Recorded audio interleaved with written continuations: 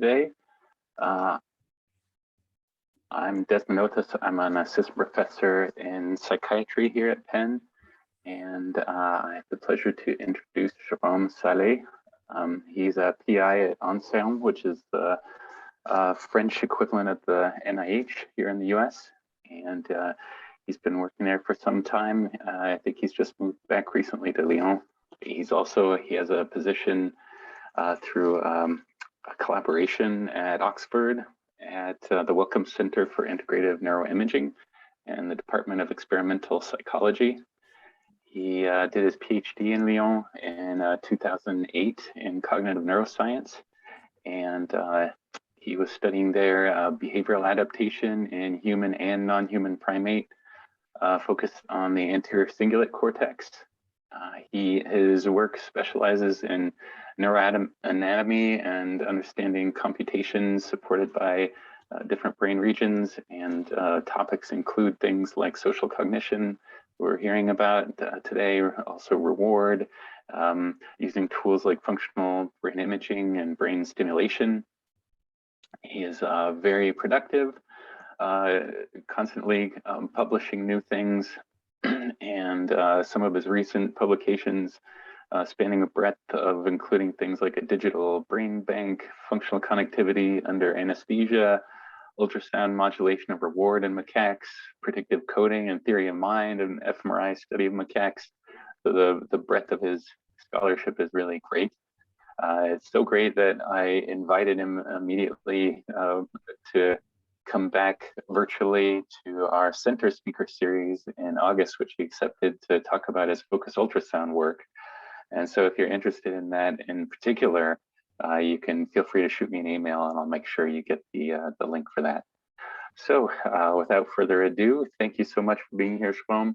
And the title of the talk today is on the evolutionary roots of human social cognition. Great. Thank you very much. Thanks for a kind of introduction. Thanks for making me blush. I think that's my first time on Zoom. And thank you very much, for being here today. So as Desmond mentioned, I will talk to you about the work I've been doing in relation to neural basis of social cognition. So first of all, why am I interested in social cognition? Well, this is related to this idea proposed more than 20 years ago now by Robin and Barr in relation to how to explain the expansion of the neocortex in primates. And Robin proposed that it's the computational need related to living in large and complex social ensemble that is one of the key factors that has driven such expansion. And the theory could be summarized summarized by these two little figures on which you plot on the y-axis the average group size of monkey species, and on the x-axis you put the relative size of the neocortex. Here's the relative size of the neocortex, and then you will find this positive correlation between group size and size of the neocortex. And here in this work done by Shiro Yokohama, what he did is look at the cortical neural count. So here's the number of neurons, and again he found this very nice positive correlation. Of course, this is not the sole factor. It's not the sole factor that is important for explaining the evolution of primate brain. And if you want to know more about the other one, I put you some reference at the bottom of the screen, so you can go and check for yourself. But as I am concerned, I was very much interested in addressing the issue and trying to understand a bit better this the social brain.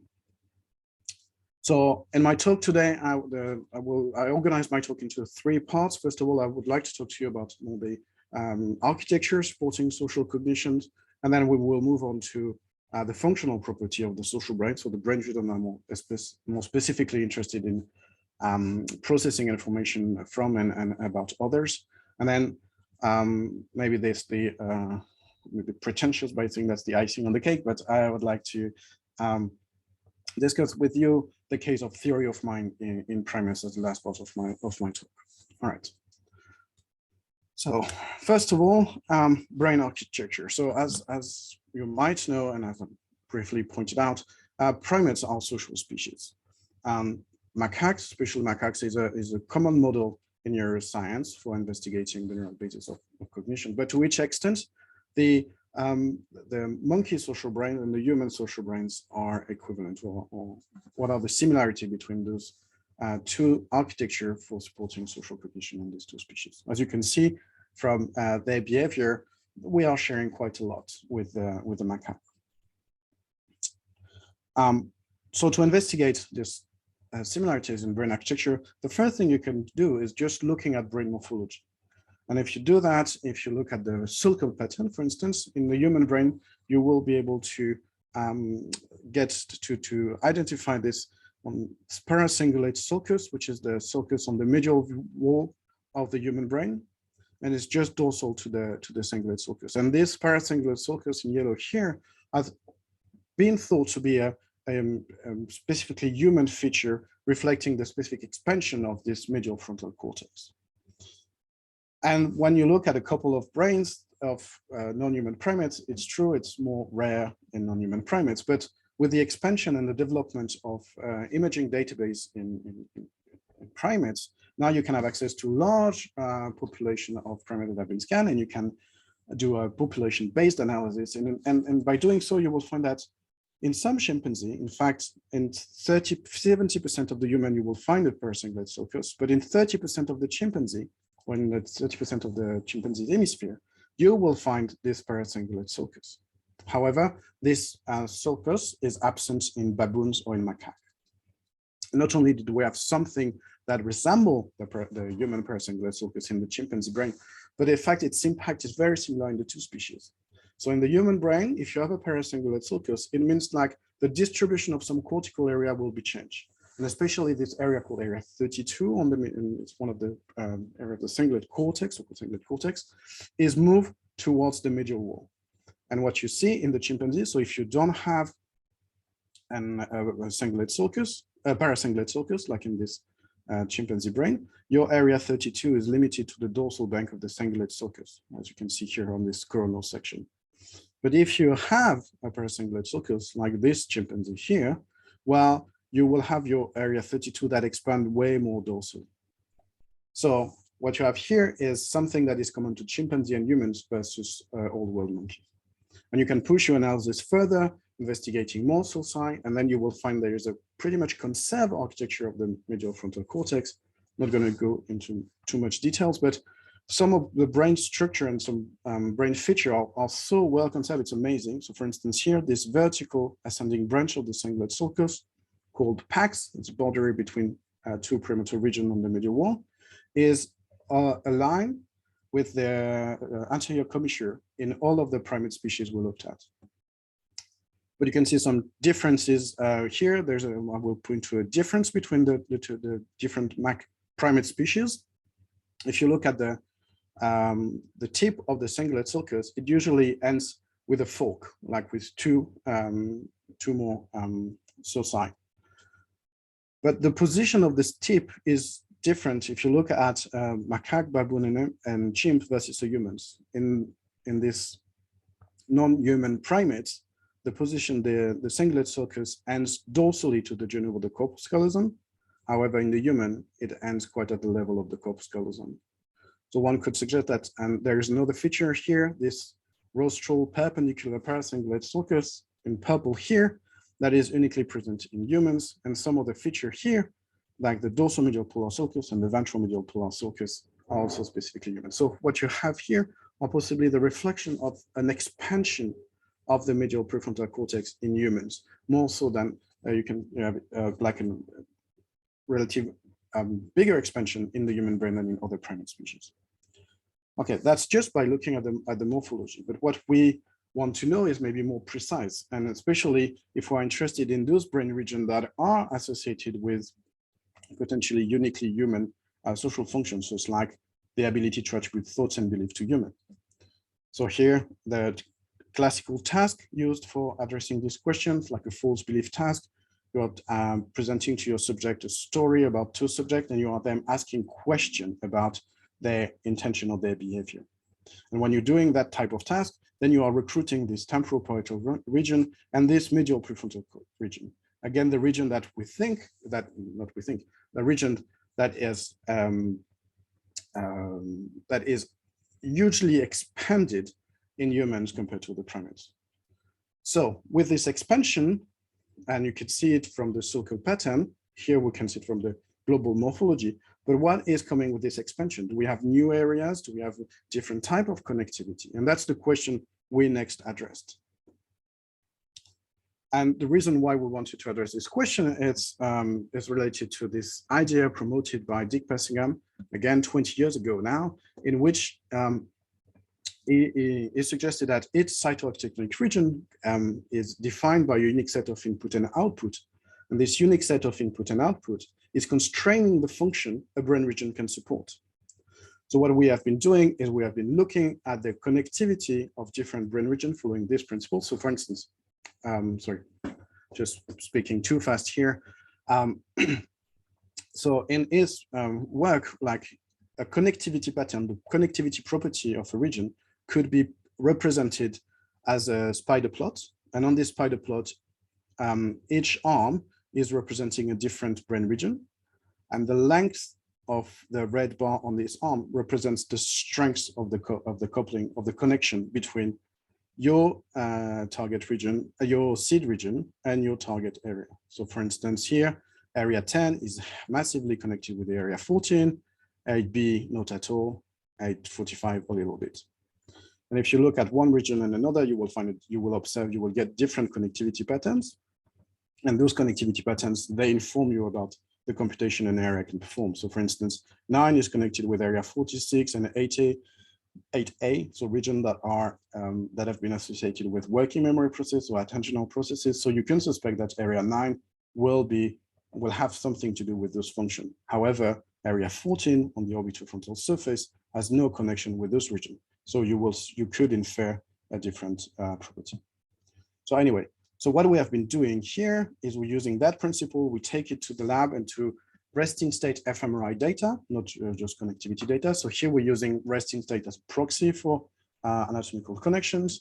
What you can do is you can extract the time course of the bold signal of the seed region. So here for this example, the ventromedial prefrontal cortex, you get a specific time course for the voxel of this region, and you search where else in the brains will you have voxel that have similar time course. And the result of this analysis is a functional connectivity map that represents the network, the region that are functionally coupled with your seed region. And you can turn that into a functional cognitivity fingerprint, as Dick suggested. And each arm here represents the dead score, so the strength of the correlation between your seed region and your target area. And if you have chosen target area known to be homolog between species, what you can do is you can quantitatively compare brain region across species and then find out whether there is something specific about the medial prefrontal cortex in humans, for instance. So that's what we did a while ago now, when we look at the connectivity on the organization of the medial frontal cortex in humans versus macaque. So here's an example of the functional connectivity map you will obtain from area 10.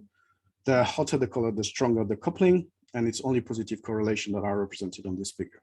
So you can see the area 10 is strongly coupled with the medial prefrontal cortex, with the dorsolateral prefrontal cortex, and some region in the temporal cortex. In the macaque, you will find some similarities, like here, the prefrontal cortex, the lateral prefrontal cortex, and the temporal cortex. But some difference as well here, the VLPFC. However, when you compare the two cognitivity fingerprint calculated for those two species, you can see there is a huge overlap between the two profiles.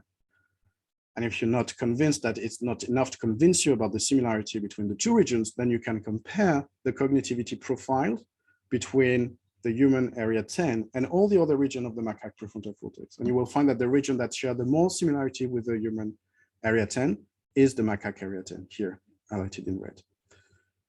Human area 9 is not very far behind in terms of similarity, but human area 9 is looking very much like human area 10. So that's why they are so close to each other. So overall, what we concluded is that, okay, the medial prefrontal cortex has hugely expanded since the last common ancestor to macaque and humans. However, it shares the two species shared a similar organization. We then went on the other regions, that is often associated with theory of mind and mentalizing ability. In the macaque, it's the temporal parietal junction. So this region is also associated with other processes linked with empathy or linked with attention.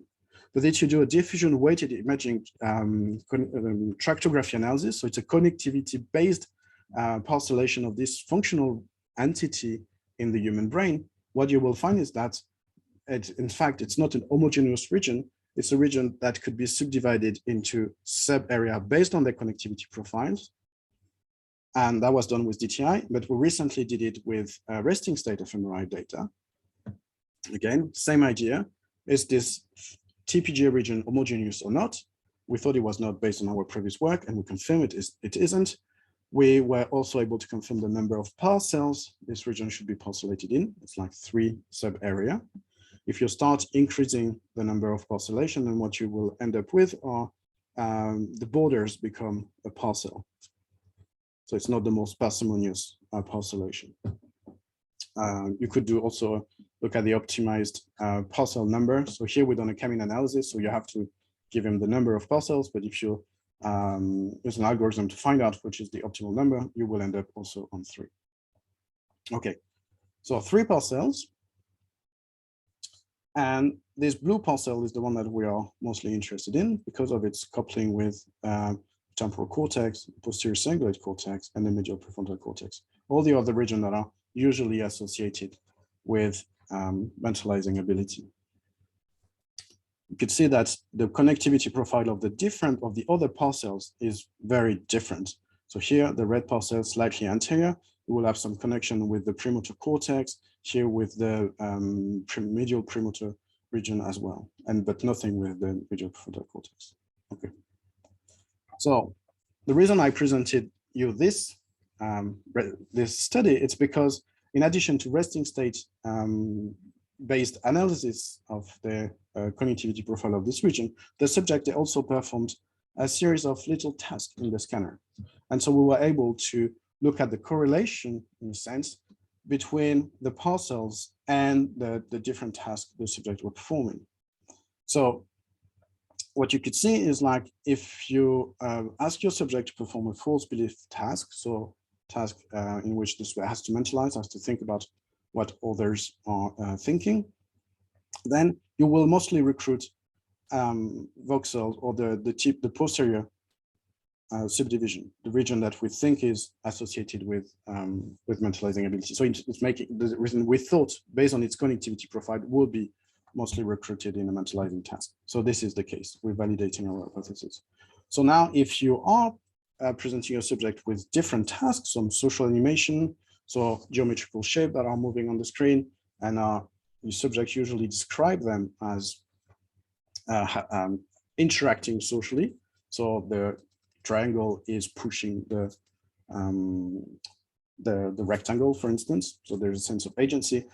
You will not recruit much voxel in this TPGP area. Again, biological motion, so dots that are moving in a biological plausible way. Again, you will not recruit this TPGP area.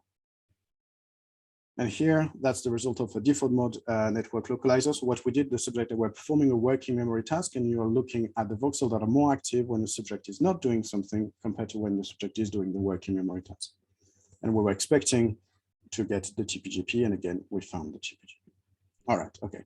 So here we have, based on our various connectivity-based analysis of the TPGP, identify a subregion of the TPGP that is more specifically associated with mentalizing ability. Other regions are have different connectivity profile and they have different function.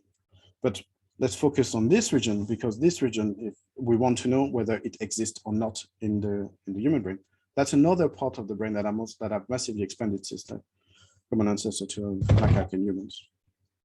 And this region, so we can do a fingerprint analysis as we did before. This time we used a very simple fingerprint analysis. What we knew of the human TPG is that it's very much connected with the posterior cingulate cortex and with the anterior cingulate cortex, but not at all with this the cingulate motor areas or the anterior insula, and therefore this line as a fingerprint. And so what we did is we knew about the homologue of the PCC, cingulate motor area, ACC, and anterior insula in the macaque. So we checked, where do you find voxel in the macaque brains that have such cognitivity profile? And now if you do that, instead of finding something at the back of the STS, like you would find if you were looking for one in the human brains, and as we did in a separate subset of subjects, you will find something in the, you will find something here in the around the mid STS. A surprising position, but however, it exists. So overall, from this anatomy section, what I wanted to show you and what I hope I convince you of is that the medial prefrontal cortex in macaque and human do share common functional cognitivity properties, that there is no new area in the human medial prefrontal cortex, only that. Some feature reflect, like the parasingulated sulcus, they reflect a differential expansion of the medial prefrontal cortex in human and apes versus monkey. That the other key region for supporting mentalizing ability, TPJ, could be identified. It has a unique cognitivity profile, and that cognitivity profile could be identified in the macaque brain. So there is a TPJ-like area in the macaque brain. So what we have is a huge similarities between neuronal circuit for social cognition in macaques and humans. However, what we cannot say, based on connectivity, based on neuroanatomy studies, is are those regions really doing the same work? They share a lot of similarities. So your hypothesis is that they do share similar function, but you still have to prove it. Okay. So how do we look into the functional properties of the social brain? So in a kind of like non-conventional way, when we started looking at this question, we wonder whether we conducted an experiment in which we looked at how the social environment could impact on brain circuit. And the idea is like, if you change the social environment, you will impact on the region that are important for processing information about others. So at the time, we received a large group of animals from the breeding center, and after a while in the lab, those animals, they have been reassigned to different research projects and different research groups. And out of those newly formed groups, some of the animals were scanned, and were scanned because of their assignment to a research project, independent of the one I'm currently talking about. But what we had is like, in fact, what we have been doing is we have been scanning monkey that have for which the social environment have been modified, and we could then now relate or check whether there is whether we could find a correlation between the size of the social network they are living in and some changes in their brain structure and function. And we found some changes. So there's summarized results on this figure. There's a series of coronal section from the macaque brains here going from the back towards the front. And in orange and yellows are the regions that are causally impacted by the manipulation of the social environment. Those regions are bigger, the bigger the size of the social network. The type of correlation we had is represented here on this figure. So on the y-axis is the proxy for gray matter volume. It's called the determinant of the Jacobian. And on the x-axis, the size of the social network of the animal, that you can see the nice correlation we obtained. And those regions, interestingly, they are the region I just told you about. Here, it's the mid-STS region, the TPG-like region I just mentioned to you. And here is the cingulate region that's part of the medial prefrontal cortex. And not only did we have some local changes, but we have also changes in the way those regions are communicating at rest. The more mates you are living with, so the more complex your social life is, the stronger is the functional coupling when you look at resting state data between this region and the medial prefrontal cortex, here the perigenial cingulate cortex. And here on this figure, what we represented is the correlation that I'm just illustrate the correlation from this figure. So you modify the social environment, you impact on the social brains. But here we are in a lab environment, and what's happening is a bit limited, and it's nothing like the social network of macaque living in the wild. And so recently, in collaboration with Dr. Platt and with Camille Testa, what we did is we look at how living in this large, complex social environment impacts your brain or your brain circuit. So here, what we have is like different degree of complexity of the social network. We have we could look at in addition to number of partners, we could look at the centrality of how you are in your network, how you are connected with other nature of the connection between you and other subjects. And so we put all those information in our analysis. And again, we looked at correlation between social factors and gray matter volumes. And what we found are those two massive and beautiful clusters that are bigger the larger your grooming network. And that's here in the mid-STS, again, the TPG-like region that I keep mentioning about during this talk. This region is bigger the more grooming partner you have. And here you have this correlation that is positive for males and females. Interestingly, we also find a new region here. It's in the anterior insula that is also positively correlated with the size of the grooming network of the animals. And those regions, they are special interest for us because they reminded me of a work conducted by Matthias Schultz, in which he tried to he conducted a data-driven parcellation of human brain network, and it is especially focused on regions that were associated, that were recorded during TOM task or empathy task. And what he found is like he could parcellate those overall, it's a meta-analysis of MRI results, and he could parcellate those MRI results into two sub-ensembles, one that is associated with mentalizing with TOM, or theory of mind, and that's associated with recruitment of the medial frontal cortex, the TPJ, the anterior temporal pole, the region I told you about. But here we have the TPJ, and here we have the mid-STS regions. And the other cluster is associated with empathy, and empathy is more associated with the anterior insula, like the second cluster we identified with Camille. And here are the resting state analysis Chiro Yokohama did, looking at these two different networks. As you can see, the profile is clearly distinct, both in humans and in macaque. All right.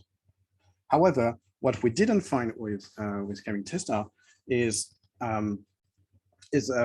positive correlation or negative correlation. In fact, any significant correlation between other variables that we included in our model, included like social status or information about connectedness, like betweenness, closeness, or centrality in the network.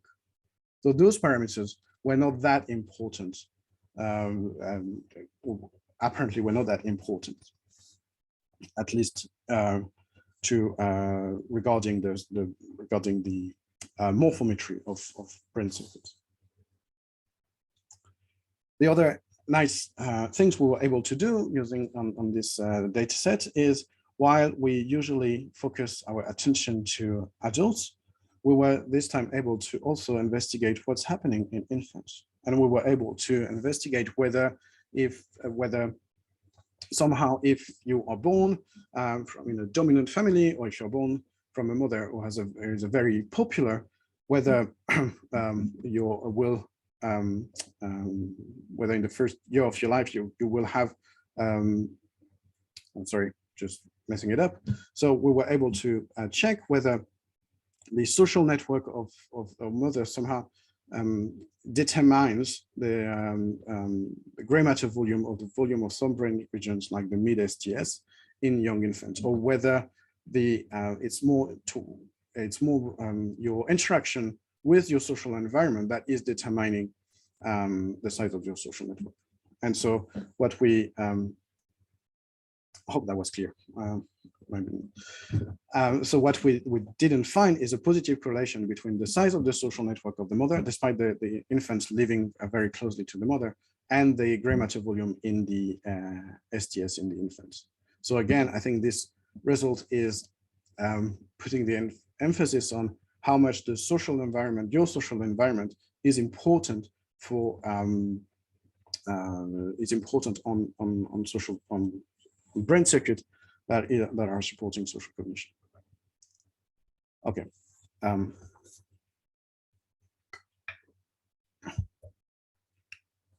So in parallel, and that's a more traditional way maybe of investigating neural circuits for social cognition.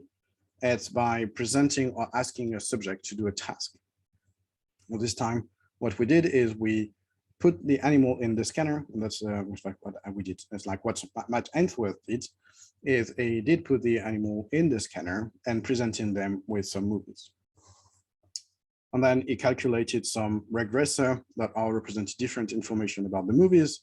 Could be low-level regressors such as motion luminance, or information about the social content of the video, like whether there's an actor, whether there's a single or multiple actor, or whether what the animal is viewing is an aggressive, affiliative, or ambiguous social scene. And then what you can do is you can contrast the activity you record in this different for this different moment, or the that is with a different regressor. And then if you look at what's happening when you are watching social actors, then you will recruit the cortex here in the STS, including this mid-STS region I keep on telling you about. And then you can do other type of correlation. You can look at what is different when you are watching multiple agents interacting on the screen versus a single agent interacting on the screen. And then you will have more, you will recruit more region, and those regions are located here. They are in the cingulate cortex and then extend into the striatum, and more specifically, the caudate nucleus. But what Matt did next is he then looked at the connection and the interaction between all of these regions he identified while conducting his contrast analysis. So those regions are here. They are along the bank of the STS, anterior STS, mid STS. They extend into 7A and V4. They are located here in the Untitled Sulcus, and they are located here on the medial wall. They are in the ACC and the caudate, as I mentioned. And what he did is he looked at the connectivity between those regions. When you do that, when nothing is presented on the screen, you've got very little interaction or long distance interaction. What you have are more long distance. You have interaction between homologue region across hemisphere, but not between long distance region between the temporal cortex and the frontal cortex, for instance. Now, if you look at what's happening when you are presenting non-social visual stimulation, then the same, nothing is much, it's changing. You still have this interaction between the different temporal areas, but not much between the temporal and the frontal cortex. However, now if you look at what's happening when you're presenting video with a social content, then things are a bit different, and especially if the content is considered ambiguous. You're not exactly sure what's happening in the social scene. That's where you can see that the temporal cortex is now interacting with the medial frontal cortex. So again, either you manipulate the social environment and you will see some changes in this region that, based on the connectivity, are thought to be associated with social functions, or you present and you ask an animal to perform a task, or to watch, like if you can consider watching a movie a task. And then you will see a contextual modulation of this functional connectivity between the different regions of the prefrontal cortex. Okay, that's great, but we are still within, yeah, that's just what I said. I'm going to skip it, though we are just in the realm of social perception. And as I mentioned to you, I was very much curious about theory of mind, especially because the region I keep on telling you about, the medial prefrontal cortex and the temporal parietal junction, they are thought to be crucial for this ability in humans. So the question we did try to answer next is, whether monkey represents other thoughts and beliefs. So a couple of people have tried recently to answer that question by simply turning this false belief task into a monkey framing task. Of course, they produce some great results, but not everybody is happy. We decided to, again, go to not follow that route, but follow a different route. And we follow, in fact, the footpath of scientists that are investigating mentalizing ability in humans. And those researchers, especially Rebecca Sachs, she proposed to interpret the results of mentalizing ability within a predictive coding framework. And so, for instance, in the task like she presented, she asked subject to read task in the scanner, and the story, sorry, to read stories in the scanner, and the story comes in two parts. So first of all, you read the first part that says you grind some peanuts, you add them to the dish and serve everyone. Your cousin, one of your dinner guests, is severely allergic to peanuts.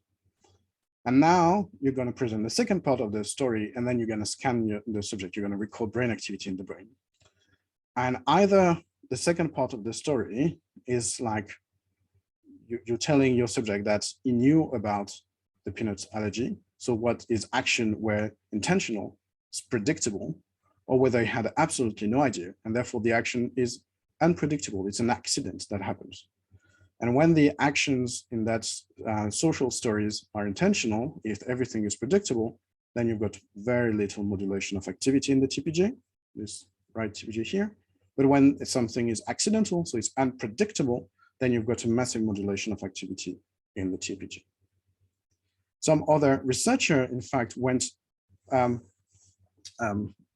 along the same route. In a sense, they were pretty much interested in computational neuroscience and investigated the decision-making in subjects. And after they've done their experiment while the subject is alone in the scanner doing the task on his own, they were wondering whether the same principle, the same models or and the same reinforcement learning model could be applied to a social situation. And in fact, yes, it does. You can, so you're still within a predictive, somehow predictive coding framework here. What they were able to show is that in a social gambling task, when you are processing the value of the social information given by your partner, you can, and across trials, you can compute a social prediction error, like a prediction error about the value of the information given to you by your social agents. And the signal here in the TPJ is modulated by this, this social prediction error. So what we thought is, okay, if the activity in the mid-STS in the TPJ could be explained by a social prediction error, could the activity in the mid-STS be explained by a social prediction error? That would make sense. If the similarity goes beyond just a simple connection, if it goes to the computation supported by this region, this is what you should expect. From a behavioral literature, you can find that as this kind of like predictive coding framework could explain some of the behavior of primates, notably baboons. In this study done by Seifert and Cheney, what they did is they were interested in the social life of the animals and how they were especially interested in how do monkey resolve conflict. And in the baboon community, each animal has its own vocal signature. And so they know each other, like if someone screams, they would know that it's Camilla because she has a very loud and deep bark. However, Champagne will have a high pitch, and so they can recognize individual based on their scream. And according to the social etiquette in the baboon community, if a subordinate and a dominant fight, then it's always the subordinate that initiate the reconciliation process. And so the researchers were a bit cheeky. They were following the macaque, recording them, and they were themselves initiating the reconciliatory process by playing through speakers the call of animals. And when they were playing the right call, it's like when it was consistent with the etiquette of the baboon society, when they played the call of the subordinate after a fight, then the animals that were grazing around the speaker, they were not really paying attention to what was happening. Everything was normal. However, when there was some inconsistency, so when the dominant was somehow apologizing to what it did, then the macaque stood up and looked around trying to understand what was happening. So we applied this somehow same idea to our task. It's a free-wheeling experiment in which we manipulated the predictability of the social scene. So here, what we had is short video clips. And in the short video clips, for instance, the animals could start grooming. And after a while, well, you could still see animals grooming. So everything is predictable from the first few seconds of the movie. You can predict what will happen to the end of at the end of the short video clip. Or what you have is suddenly something is happening, like could be dominant dropping by and then everybody goes away, someone bites someone else, like, okay.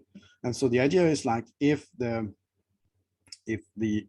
mid-STS, so like this TPG-like regions is coding for a social prediction error, if we were to contrast the type of video with an unpredictable end versus the one with a predictable end, we will have an increase of activity in this region. And this is what we observed. When we compare video with an unexpected end to an expected end, what we did see is some changes, modulation of activity along the bank of the STS in several locations. Here is the mid-STS region. Here is the MT complex. So we ran a couple of controls and we presented the same type of video, but this time we presented them in a scrambled way. And we did see some changes in the STS, but in a more caudal position, nothing in the mid-STS, in the TPG-like area.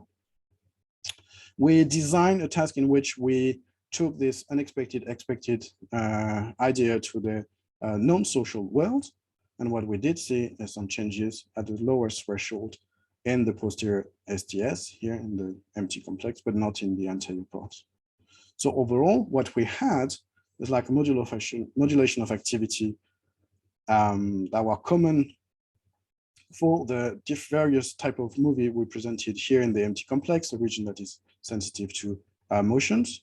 But here, this more anterior cluster was only more recruited when we were looking at social prediction, social predictability. And more interestingly, here, this little dotted disk here, circle here, represents the region that we identify as the TPG-like region in our previous connectivity-based analysis. Finally, so in this previewing task, unlike most study, we went a bit crazy by not scanning only a couple of monkeys, but by scanning a large group of monkeys to find out whether this phenomenon was just something that is related to an average effect, or whether we could see in each individual this sensitivity to the predictability of the social scene. And in fact, so what we represented here are the different colored dots correspond to the peak of activation in different contrast. The MFML, they represent the face match system from our face localizer, and the social predictability represent the result from our unexpected versus expected contrast. And you can see those dots are clearly distributed along the STS. They correspond to different regions, and they could be observed in the majority of our monkeys. All right, up. There's one caveat to this very nice interpretation of the results. The issue is that when we look at our contrast map, when we look at unpredicted versus predictable video sequence, we also have some modulation of activity around this region that is commonly referred to as the frontal eye field. So we thought that maybe what we see here in this region is an attentional modulation driven by this FEF onto the mid-STS. So to rule out this, we used focused ultrasound neurostimulation. So this is a relatively new technique that allows, it's a non-invasive technique that allows you to neuromodulate activity in specific brain regions. And here in this example, that what we did with Davide Foloni, we stimulated the amygdala. So here's the result of the simulation for the ultrasounds for unilateral stimulation. But in fact, in our work, what we did is we stimulated bilaterally, and then you can scan the animals after the stimulation. So it's a repeated stimulation protocol. So you scan for 40 seconds, and after you have plenty of time to scan your animals. Here is what we did, the functional connectivity map of the amygdala when there is no stimulation. So you can see the amygdala is connected with nearby regions. Here's coupled with the VLPFC and the UFC, and it's anti-correlated. So here the blue means anti-correlation, it's anti-correlated with primitive regions. And you can do exactly the same analysis post-stimulation of the amygdala, and you can see now there's some huge changes. So there's stronger anti-correlation, you lose the positive coupling in the VLPFC, you change the coupling with the primitive cortex. So when you stimulate the amygdala, you change how this region is interacting with regions that are as far as the VLPFC. So it's not just a local modulation of activity, it impacts the way this region is interacting with long-term region. So we applied the same principle. So we thought that if FEF is driving the activity in the MCC, in the mid-STS, then by stimulating the FEF bilaterally, we would see a modulation of activity in the STS. And we used an active control that was this region I talked to you before, the PACC, and we thought that maybe we will have some interesting results there as well. We did see some significant changes of activity after both stimulation. However, none of them were in the mid-STS region. Okay, so we were very happy because it confirmed our hypothesis that the mid-STS region is somehow coding for a social prediction error as the human TPG.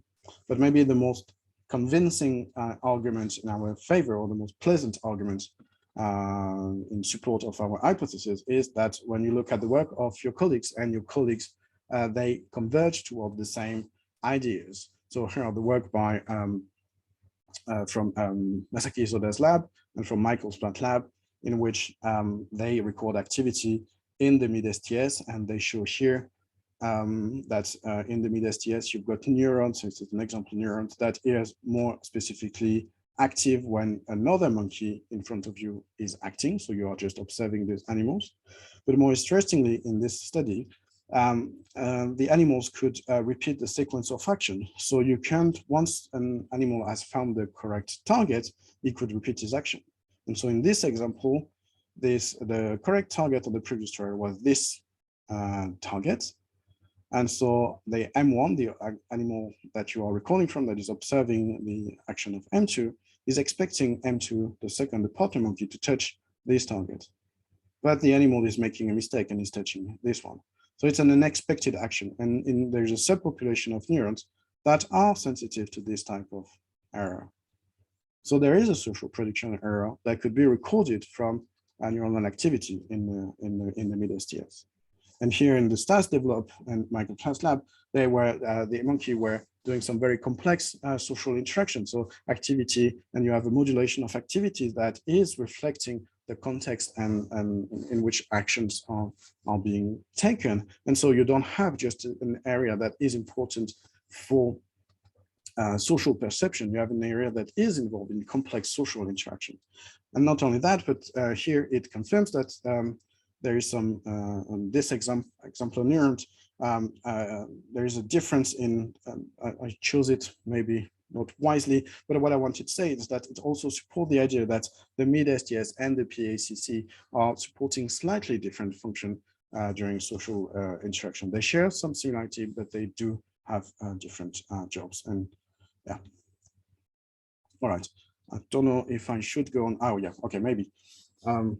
I will finish very, very soon if you give me 1 more minute. So, well, no, maybe that will be for the question. If you have a question about the last slide, I will be happy to answer that question. I should maybe just finish and conclude that from our work on this functional fMRI study, we show that the mid-STS is coding for a social prediction error, and it's not reflecting an attentional effect, because when you perturbate the oculomotor system, the attentional system, you don't have an alteration of the response in the mid-STS. And therefore, altogether now we can claim that there's a precursor of the neuronal architecture supporting complex social cognitive process in humans, and this precursor exists in the last common ancestor, exists in the macaque brain. It's probably present since the last common ancestor to humans and macaque. It's shared the same way, but it also supports similar computation. All right, I would like to thank you for your attention. Sorry if I just talk a bit of gibberish on some slides, and I would like to thank all my collaborators who worked really hard to produce all those beautiful data. Thank you very much.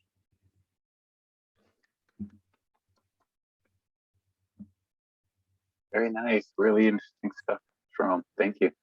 I was wondering if you could say anything more about social network size. It seems like, so if that's related to the STS and like empathy is more of the insula, is the social network more about like social cognitive ability and not about empathy, or do you have any more information about that? No, I think with social networks, I think we recruited both. So we're not specific to one specific function like mentalizing, or I think we recruited the two networks. And what is super, I think, intriguing is that usually if you do a functional MRI study, those two networks, they are anti-correlated. One is there, the other one is not there, and vice versa. But here, so by having something that is not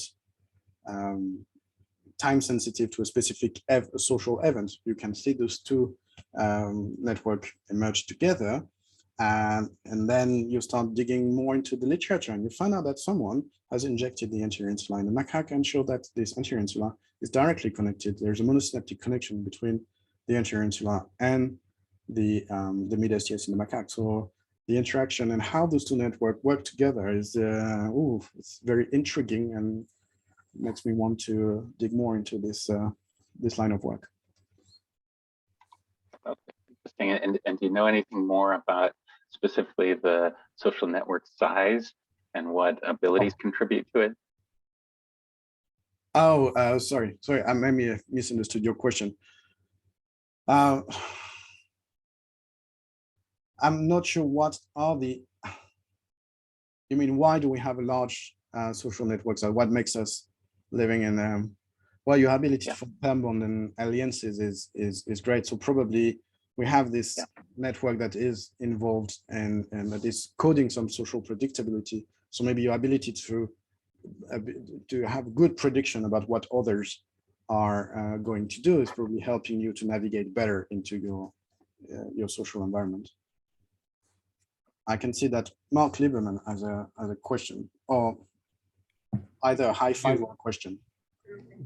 A high five and a question. I first learned about the correlation between social network size and relative brain size in reading Robin Dunbar's 1997 book called Grooming, Gossip, and the Evolution of Language. And he includes some other correlation plots showing that the amount of time spent in grooming behavior, that is picking nits out of your colleague's fur, also increases as the group size increases. And he projects that given the apparent group size of human hunter-gatherer bands, that we would have to spend something like 36 hours a day grooming one another in order to maintain social cohesion, by his speculation. And so he argues that we invented language not so we could actually, develop, I don't know, hunt more effectively or something like that, but basically so we could gossip. That is, so that we could more efficiently pick nits from one another's behavior rather than one another's fur in several groups, because you could be, preparing food or making, sharpening arrows or whatever while sitting around in a group and gossiping. So anyway, I wondered whether, of course, he had no real evidence for this beyond the correlations and the speculation. But I wonder what you think about that hypothesis and what relationship it has to your work. Oh, that's a good one. I don't think there is a database for average group size per per primate species. I don't think there is a database for grooming time per primate species. So I'm not sure whether we could include that in our model. The book contains such plots, you know, where he got them from, I don't remember. It's a long time since I read the book. Oh yeah, sorry, yeah, you mentioned it, yeah. Well, we could maybe double check that. Do we develop language to deal with our social environment? Yeah, probably some people who are interested in foraging and ecological hypothesis, they will probably claim that we develop language to be better forager.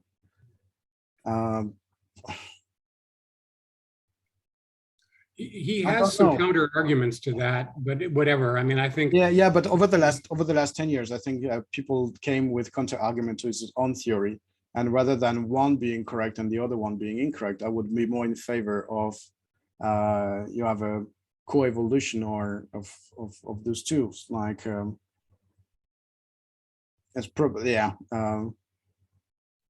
probably the two the do-tit couple. There is probably not just one factor, although maybe someone will claim that having two factors is more costly and more unlikely than having one factor explaining the evolutionary basis of primate brain evolution. Sorry. The only thing I can say for maybe an independent evolution of this different network is like you are talking about. You are talking about different brain circuits supporting different brain function, and therefore how to address which one comes first and which one are related to which one is very difficult question. And of course, it's also worth noting that the people who came up with the term theory of mind had in mind that theory of mind was an essential component in the development of language beyond, of communicative systems beyond very primitive approximations. Yeah, and theory of mind also is very, I would like just to mention, I forgot to mention it in the talk, is a very poorly defined psychological ability. I think it like the reason why Rebecca Sachs and others went into trying to went down the computational route is because they were trying to operationalize it better. Because it's a bit elusive what theory of mind is. And just thought about the link between theory of mind and language, and the reason why it's so much important in humans compared to primates is coming from the work of Cecilia Hayes and Chris Frith, in which they show that explicit theory of mind. So here we went down the route of implicit theory of mind, but explicit theory of mind is related with the evolution of language. So that would maybe that would go well with your argument about the coevolution of social feature and language. It's not my argument, it's Dunbar's argument, but it's an interesting argument. I'm not sure if I believe it or not. But yeah, I'm not not an expert in language evolution, so that's why I can maybe change my mind very quickly about an argument.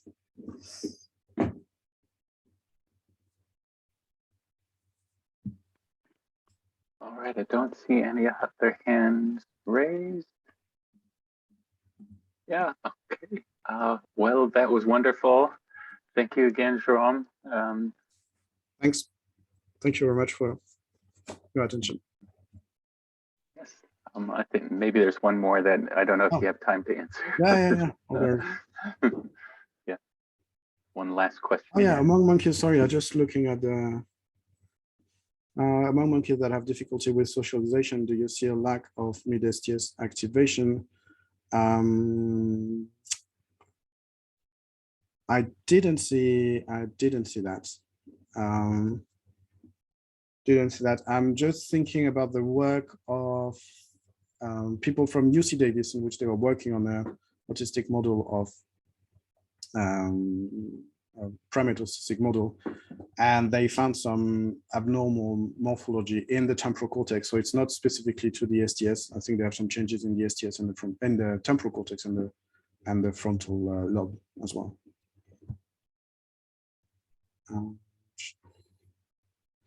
In my postulation study with human fMRI, I found distinction between subdivision in the anterior and posterior TPJ.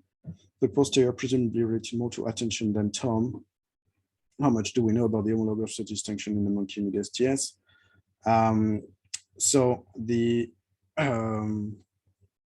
in fact, it's the posterior TPJ that is more related to social than the anterior. The posterior is more coupled with this region of the so-called default network or social brain, the posterior cingulate cortex, the medial prefrontal cortex. The anterior one is more coupled with frontal eye field, insular premotor cortex. So usually in region often associated with the ventral attentional network. And so the TPJP region is the one we were especially interested about, and that's the one we focused our attention on, and we were very happy when we found this similar connectivity pattern between this posterior TPJP and the mid STS in the macaque. So we think they might potentially be homologue. What do we know about the homologue? And however, for the anterior part, the attentional mid STS region, I don't know. I think we need to dig a bit more into this story. And yeah, I'm still not. I don't think there is a clear idea of how you go if you have a common ancestor to macaque and human, how you go from having a TPJ somewhere around the mid STS to a TPJ at the back of the STS. Some people, they refer to the fact that like if you look at the face patch system that are located within the STS and are just that's the slide I didn't mention for the sake of time, but this mid STS is intertwined with a face patch.